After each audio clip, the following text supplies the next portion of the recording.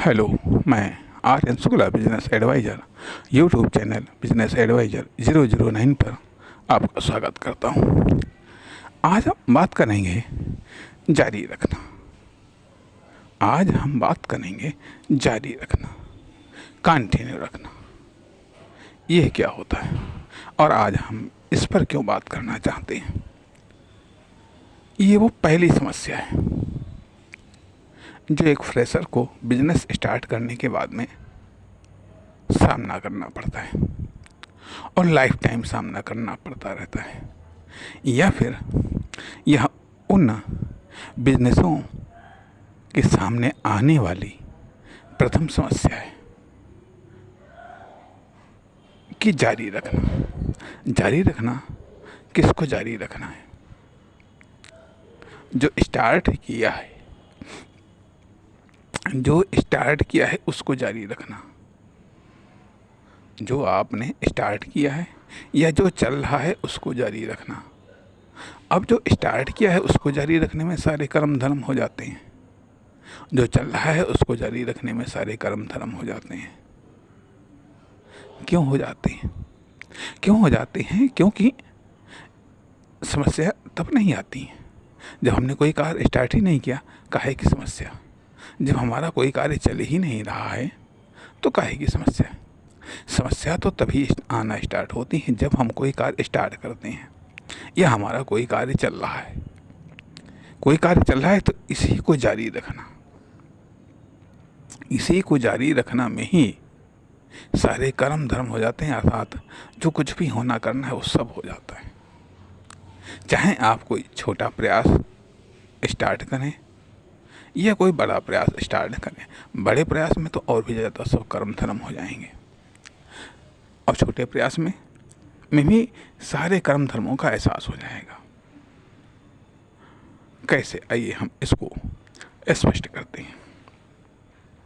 यहाँ पर कर्म धर्म और जारी रखना, आखिरकार ये टॉपिक हमने क्यों उठाया है? क्योंकि यह एक हमारी समझ में यह एक मेन प्रॉब्लम है।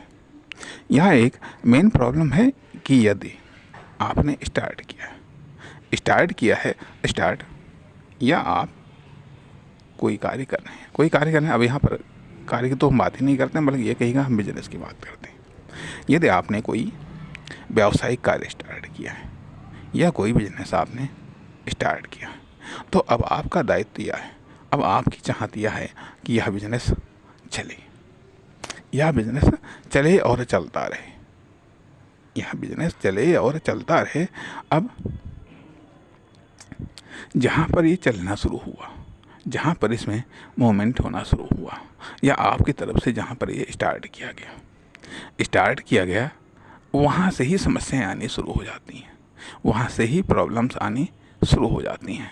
वहाँ से ही कभी आपके द्वारा समस्याएं आएंगी, कभी बाहर के द्वारा समस्याएं आएंगी, कभी सिंपल समस्याएं आएंगी, कभी टेक्निकल समस्याएं आएंगी, कभी कुछ तमाम प्रकार की बाधाएं और ब्रेकर आने शुरू हो जाते हैं।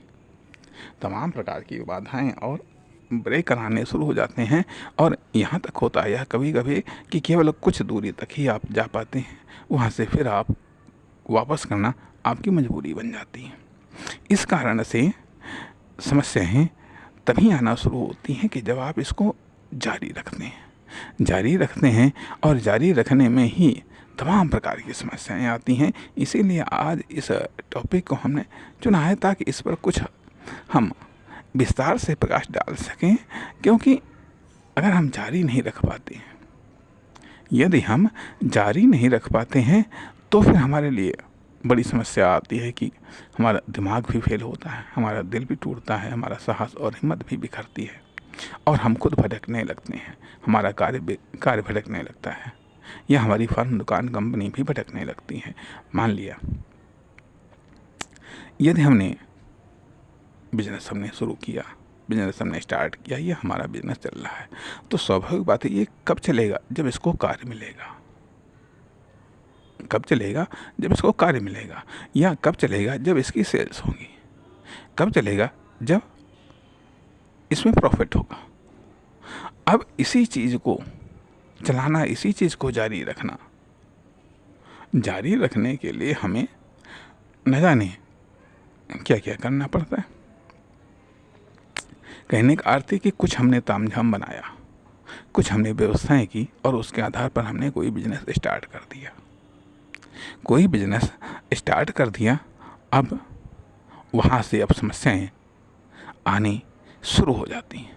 समस्याएं आनी शुरू हो जाती हैं, बाधाएं आने शुरू हो जाती हैं, और जिन अपेक्षाओं के साथ में हमने बिजनेस को स्टार्ट किया वो पूरी होने नहीं शुरू होती हैं, वो पूरी नहीं होती हैं, पूरी नहीं होती हैं। आप कह सकते हैं यहाँ पर तैयारी की फॉल्ट है।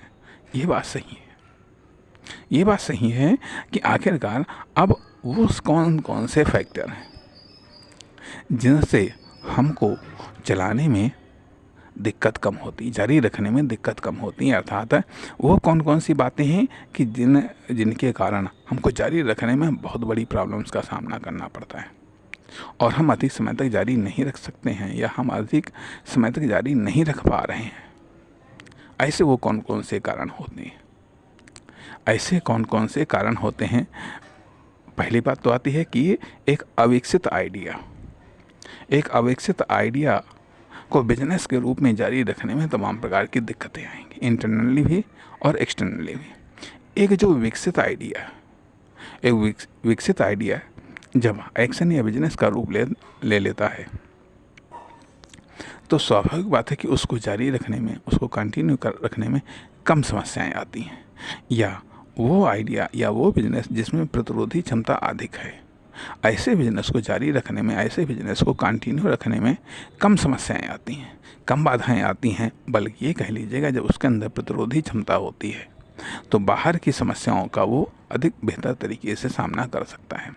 दूसरी चीज़ ये भी आती है कि जब हमारी केयर में कमी होती है, सटीक रूप में केयर नहीं हो पाती है किसी बिजनेस की या बिजनेस बॉडी की या उसके पार्ट्स ऑफ बिजनेस की, तो भी दिक्कतें आती हैं। अगली चीज़ होती है जारी रखने में जो हमने ट्रैक चुना है, जो हमने रास्ता चुना है, यदि उस रास्ते में भी गड़बड़ी है तो भी हम जारी नहीं रख पाते हैं, कहीं ना कहीं फंस जाते हैं। तथा कुछ सर्विसेज, कुछ बिजनेस, कुछ ऐसे प्रोडक्ट, कुछ ऐसी सर्विसेज भी होती हैं जिनमें उस समय उस कंडीशन में जारी रखने में कम दिक्कतें आती हैं या आसान होता है। अब एक फैक्टर तो ये है कि एक दृष्टिकोण तो ये है कि जब हम नेगेटिव सोचते हैं का ही एक नकारात्मक पहलू है, या हो सकता है रियल हो, कहा नहीं जा सकता है, कि जब हम ये अपेक्षा करते हैं कि समस्याएं आएंगी, जारी रखने में तमाम प्रकार की समस्याएं आएंगी, जिसके कारण जारी नहीं रख मिलता है। दूसरी चीज़ आती है कि एक वो तरीका होता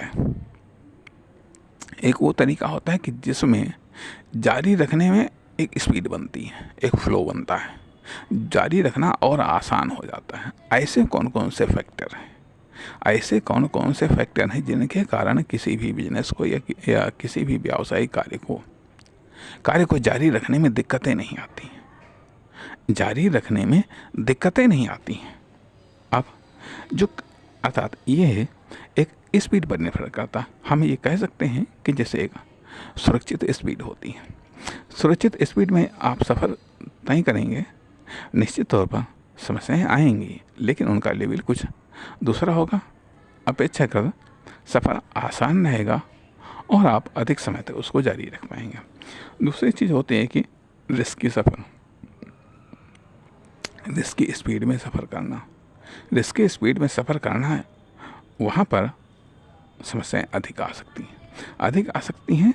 तो कुल मिलाकर के कहने का अर्थ आता है कि चाहे बिजनेस आप स्टार्ट करें या बिजनेस चला रहे हैं, आपके सामने सबसे बड़ी समस्या यही है कि बिजनेस को हम जारी रख सकें, कंटिन्यू रख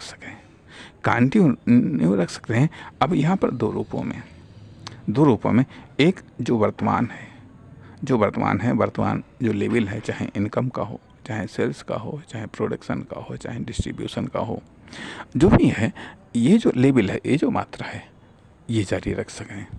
दूसरी चीज़ होती है कि जो प्रोग्रेस को जारी रख सकें। यदि मासिक प्रोग्रेस 2% है, 5% है, 10% है, या सालाना प्रोग्रेस या त्रैमासिक या छमाही प्रोग्रेस 2, 3, 4, 5, 10, 50% है, तो इसको भी हम जारी रख सकें, इसको इसको भी हम जारी रख सकें, यह भी हमारे लिए एक समस्या होती है। इसलिए अब यहाँ पर जारी रखने के मामले में हमारा टारगेट होना चाहिए, जारी रखने के मामले में हमारा टारगेट होना चाहिए, कहना चाहिए एक टारगेट तो वो कि जिस टारगेट के अंतर्गत हमको बिजनेस की स्थापना करना है, हमने बिजनेस को स्थापित कर दिया। दूसरी चीज़ आती है कि कभी कभी चलाते चलाते हम टारगेट को मिस कर जाते हैं, टारगेट को मिस कर जाते हैं।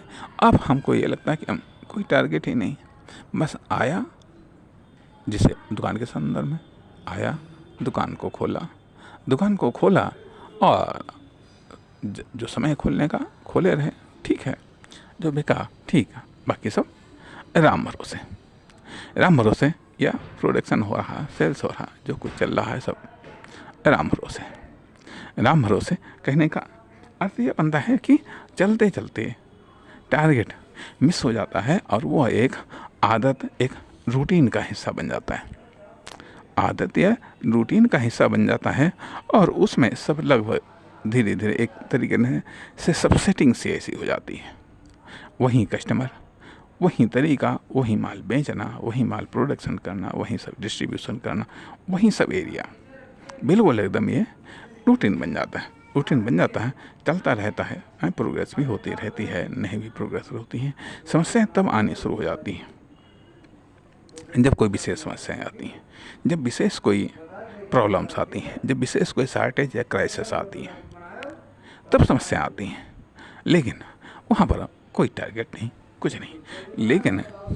लेकिन टारगेट होता कब है, जब कि वहाँ पर अब हमको हमारी जो इन्वेस्टमेंट कास्ट है वो निकल चुकी है, डेली वाली कास्ट निकल रही है, और भी प्रॉफिटेबल में निकल रही है। इसलिए कोई टेंशन नहीं होता है, कोई टारगेट नहीं होता है, और बस यही है कि हम बेहतर करने का प्रयास करते हैं, लेकिन चलाने के संदर्भ में, कंटिन्यू रखने में कोई हमारा टारगेट या लक्ष्य नहीं होता। तो ये होता है कि लक्ष्य से भटकना या लक्ष्य का मिटना। लेकिन दूसरे संदर्भ में कि जब हमारा एक टारगेट होता है, एक लक्ष्य होता है, कहने का अर्थ है कि जब हम बिजनेस की स्थापना करते हैं तब तो हमारा टारगेट होता है कि हमें इस फाउंडेशन कास्ट को निकालना है, ये डेली कास्ट को निकालना है। लेकिन जब बिजनेस को हम इस लेवल पर ले आते हैं कि जब हमारी फाउंडेशन कास्ट निकल आती है, जब हमारी डेली कास्ट निकलने लगती है, साथ ही साथ हम प्रॉफिट भी जनरेट होने लगता है, तो वही चीज़ है कि जिस तरीके से किसी उपभोग की इकाइयों के संदर्भ में ये नियम लागू होता है कि उपयोगिता ह्रास नियम जैसे जैसे उस वस्तु की इकाइयों का उपभोग किया जाता है, वैसे उन इकाइयों को प्राप्त करने की इच्छा कमज़ोर पड़ती चली जाती है। उसी प्रकार से बिजनेस के मामले में भी होता है कि शुरू में लॉस होने की संभावना होती है, पता नहीं चले या ना चले क्या हो, तो इसलिए प्रॉफिट को पाने की हमारी तीव्र इच्छा होती है। जितनी तीव्र इच्छा होती है उसके लिए प्रयास भी उतनी तीव्र, टेक्निकल और बारीक और स्मार्ट होते हैं। लेकिन जैसे जैसे वो कास्ट निकलने लगती है, फाउंडेशन कास्ट और डेली कास्ट जैसे से निकलनी होती है, वैसे हमारी और अधिक प्रॉफिट पाने की और अधिक धन कमाने की जो इच्छा है वो धीरे धीरे कमज़ोर पड़ने लगती है, धीरे धीरे कमज़ोर पड़ने लगती है। परिणाम क्या होता है कि हमारे प्रयासों में कमी आने लगती है, फिर जब वो पैसा हमको प्राप्त होने लगता है, फाउंडेशन कास्ट भी निकल गई, डेली कास्ट भी निकल रही है बिजनेस में, तो अब हमारी इच्छा तो होने लगती है, हमारी इच्छा तो होती है कि हम और अधिक पैसा कमाएं, लेकिन उस इच्छा के बदले में जो हम मेहनत करना चाहते हैं, जो हम वर्क करना चाहते हैं, जो हमारी बेचैनी है वो कम पड़ जाती है, वो हमारी कमज़ोर पड़ जाती है। इसलिए उस इच्छा को साकार कैसे करें वो तो सत्य बात है, लेकिन स्टार्टिंग में बिजनेस के स्टार्ट के समय में जो प्रॉफिट निकालने की, जो कास्ट निकालने की हमारे अंदर बेचैनी थी, उसका रूप बदल जाता है। फिर हम पैसे को आगे करने लगते हैं, खुद को पीछे करने लगते हैं। लेकिन इसके पहले में खुद को आगे करते हैं, खुद को, अपनी मेहनत, टैलेंट, स्किल, ये सब चीज़ों को हम आगे करते हैं। और बिजनेस या पैसा थोड़ा सा पीछे रहता है, लेकिन दूसरे लेवल पर अब हम पैसे को आगे करने लगे हैं। अब हम साधन, संसाधन, अन्य चीज़ों को हम आगे करने लगे हैं। परिणाम क्या होता है कि जो हमारा टारगेट है, जो हमारा कॉमर्शियल टारगेट है, जो बिजनेस को कंटिन्यू रखने के संदर्भ में जो हमारा टारगेट है कि जो बिजनेस को हम कंटिन्यू रखेंगे, आखिरकार हम किस लिए कंटिन्यू रखेंगे, हमको कहाँ जाना है, ये बिजनेस की स्पीड है, बिजनेस का चाल है, बिजनेस की गति है। बिजनेस की गति है जो सेल्स के संदर्भ में होती है, प्रोडक्शन के संदर्भ में होती है, डिस्ट्रीब्यूशन के संदर्भ में होती है, इनकम के संदर्भ में होती है, इन्वेस्टमेंट के संदर्भ में होती है। इन्वेस्टमेंट के संदर्भ में होती है, अब हमको इनकम चाहिए, लेकिन उसके लिए हम इन्वेस्टमेंट करने के लिए तैयार हैं। क्योंकि हमारे पास में अब कैपिटल है, अर्थात अब हम अपने नेक्स्ट लेवल पर जाने के लिए हम इन्वेस्टमेंट का सहारा ले रहे हैं, न कि अपनी व्यावसायिक कुशलता का। अब एक्सपीरियंस का सहारा ले रहे हैं कि जो हमें एक्सपीरियंस हुआ है, जो हमने कार्य को करने के बाद में सीखा है, उसका हम सहारा ले रहे हैं। तो सवाल इस बात का उठता है कि आखिरकार एक्सपीरियंस का सहारा और पैसे का सहारा कितना महत्वपूर्ण है, यह कब लेना चाहिए, या फिर कंटिन्यू रखने के लिए जो हमारा टारगेट है, वो टारगेट तो हम मिस कर गए। अब इच्छा के आधार पर, पहले ज़रूरत के आधार पर हम ये जानते हैं कि हमारी जो व्यग्रता है चीज़ को पाने के लिए, सबसे अधिक व्यग्र तो हम इमोशन के आधार पर होते हैं। कष्ट, पीड़ा, जितनी तगड़ी पीड़ा होगी, जितना तगड़ा हमको कष्ट होगा, जितनी तगड़ी इमोशनल चोट होगी, निश्चित तौर पर हम उस लक्ष्य को पाने के लिए उतना ही अधिक व्यग्र होंगे। दूसरी चीज़ आवश्यकता, जितनी बड़ी आवश्यकता होगी, जितनी तीव्र आवश्यकता होगी, उतना ही ज़्यादा हम उस लक्ष्य को, उस वस्तु, पदार्थ, मंजिल को पाने के लिए व्यग्र होंगे। तीसरे नंबर पर, अर्थात सबसे अधिक व्यग्रता पीड़ा के कारण होती है, दूसरी व्यग्रता हमारी आवश्यकता के कारण होती है, इससे कम व्यग्रता हमारी इच्छा के कारण होती है। क्योंकि इच्छा पूरी हुई तो ठीक, नहीं पूरी हुई तो ठीक, इच्छा के कारण होती है। और उसके बाद में जो सबसे कम व्यग्रता होती है वो हमारे सपने, या जो देख करके तात्कालिक तौर पर कहीं से कुछ जागृत हो गई तो उसको पाने के लिए।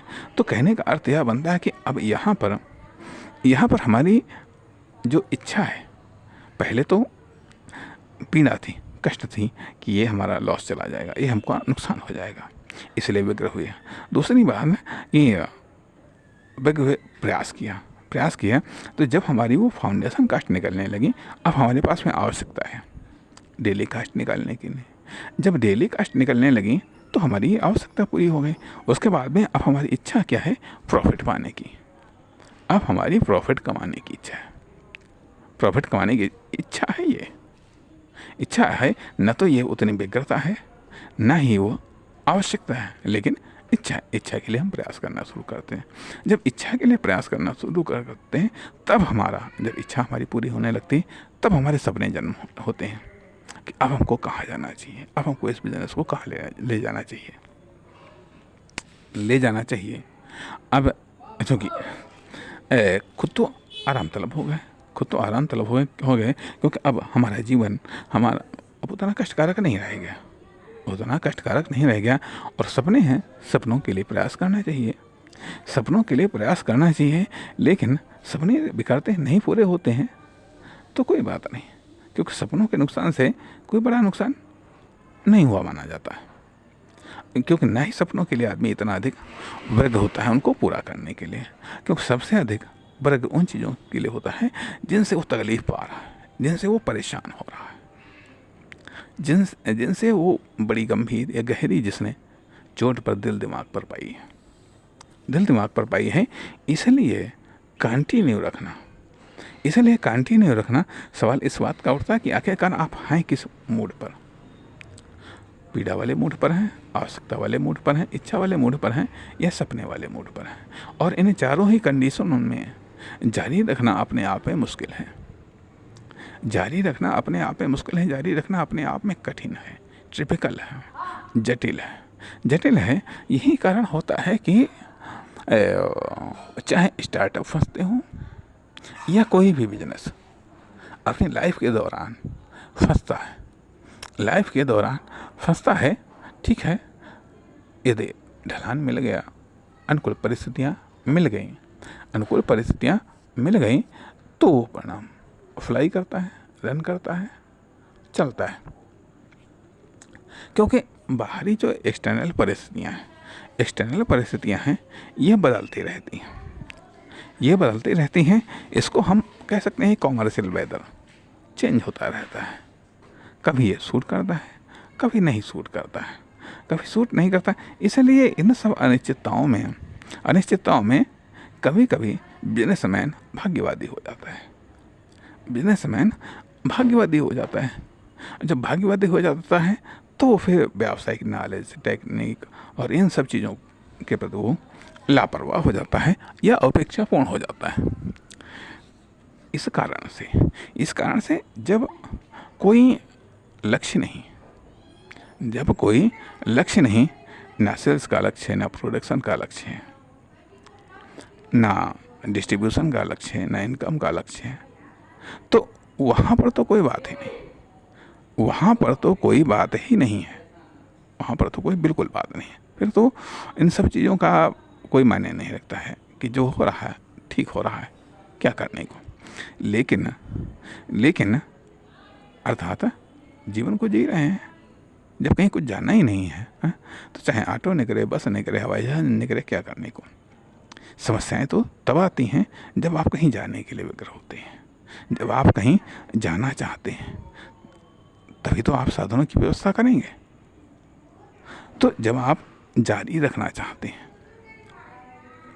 अपने लेवल पर, अपने मानकों के आधार पर, तब आपको आवश्यकता पड़ती है नीति, सिद्धांत, टूल्स, किट्स, साधन, संसाधन की। इस कारण से ये जरूरी बनता है कि जो जारी रखना है शब्द, जारी और रखना, ये दो शब्द अपने आप में बड़ी गंभीर बात को समेटे हुए हैं। बड़ी गंभीर बात को समेटे हुए हैं कि हम किस तरीके से जारी रखें, क्या क्या जारी रखें, कौन कौन सी चीज़ों को चलाते रहें, किन किन चीज़ों से हमारा बिजनेस या हमारी फर्म, दुकान, कंपनी चलती रहेगी, कौन कौन से इसके ब्रेकर हैं जो इसकी स्पीड को कम कर रहे हैं, या कौन सा ऐसा रास्ता है, या कहीं ऐसा तो नहीं कि हम गलत रास्ते पर जा रहे हैं, या कहीं ऐसा तो नहीं हम रास्ते से भटक गए हैं। कौन कौन सी बाधाएं आती हैं जो जारी रखने में बाधा पहुंचाती हैं। इसलिए ज़रूरी है कि हम अपना फोकस जारी रखने पर करें। धन्यवाद, मिलेंगे अगले भाग में।